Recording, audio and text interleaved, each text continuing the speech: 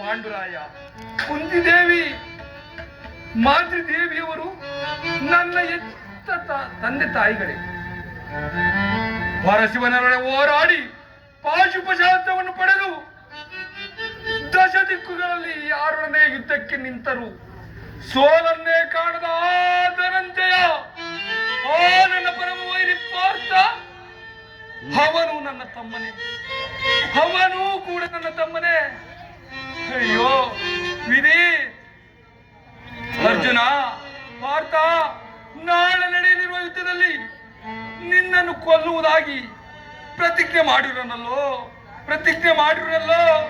ನಿನ್ನ ಶಿರಸ್ಸನ್ನೆಲ್ಲ ಕುರುಳಿ ರಕ್ತದ ಮಡುವಿನಲ್ಲಿ ಕೊಚ್ಚಿಕೊಂಡು ಹೋಗುವುದು ಈ ಪಾಪಿ ಕಣ್ಣುಗಳಿಂದ ನಾನು ಹೇಗೆ ನೋಡಲಿ?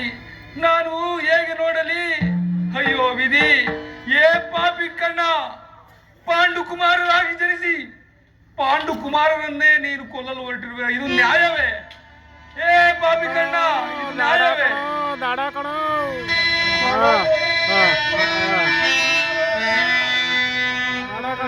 ಕೊಲ್ಲಲೇ ಪಾಂಡುಕುಮಾರರಂ ನಾ ಕೊಲ್ಲುವುದೇ,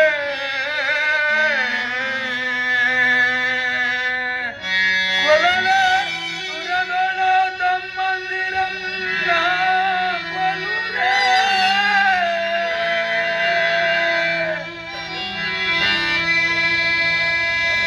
ಕೊಲ್ಲದ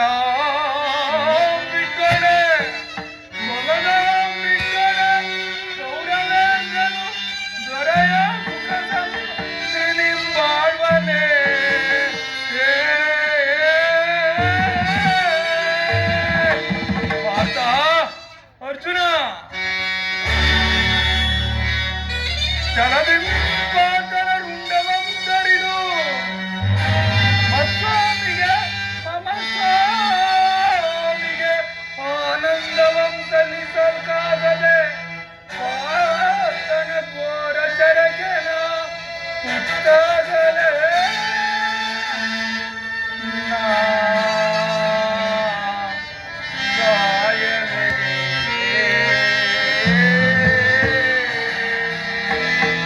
ಅಯ್ಯೋ ವಿಧಿ! ಬಂಧು ಬಾಂಧವರ ಯಾರೆಂದು ತಿಳಿಯದೇ ವ್ಯಥಪಡುತ್ತಿದ್ದ ನಾನು ಬಂಧು ಬಾಂಧವರು ಇಂಥವರೇ ಎಂದು ತಿಳಿದ ಬಳಿಕ ಇನ್ನಷ್ಟು ಮನದಲ್ಲಿ ವ್ಯಥೆ ಉಂಟಾಯ್ತಲ್ಲ. ಇದನ್ನು